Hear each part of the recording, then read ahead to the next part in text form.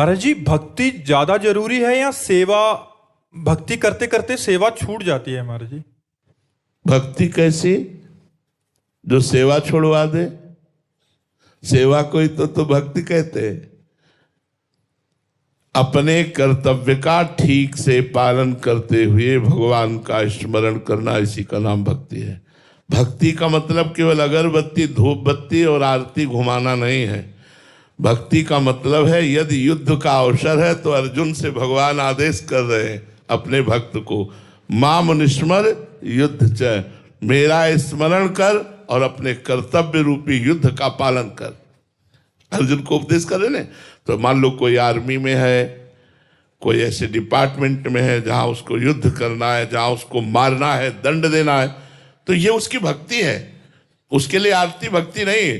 तो भक्ति का हम लोगों ने बहुत कमजोर स्वरूप समझ लिया है कि अगरबत्ती और आरती लगाया इसी से हम भक्त हो गए। भक्त का मतलब ऐसा नहीं है।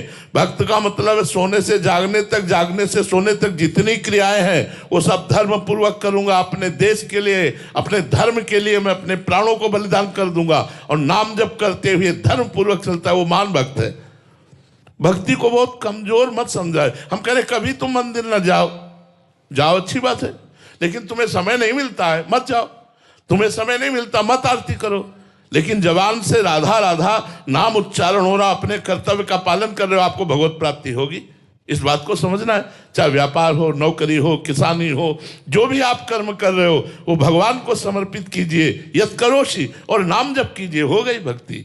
भक्ति को आप एक छोटे दायरे में मत बांधिए। ये छोटे दायरे में बांध दिया गया है कि थोड़ा इत्र, थोड़ा चंदन, थोड़ा इसी का नाम भक्ति नहीं। महान भक्त अर्जुन जैसा भक्त कौन होगा? भगवान के आदेश पर ऐसे ऐसे महापूजनीय लोगों का वध हुआ, पूजनीय लोगों का, जिन्होंने अंगुली पकड़ के अर्जुन को चलाना सिखाया, जिन्होंने प्रत्यंचा चढ़ाना सिखाया, द्रोणाचार्य, उन तक का वध करवा दिया अधर्म के पक्ष में होने पर। भक्ति को समझना पड़ेगा।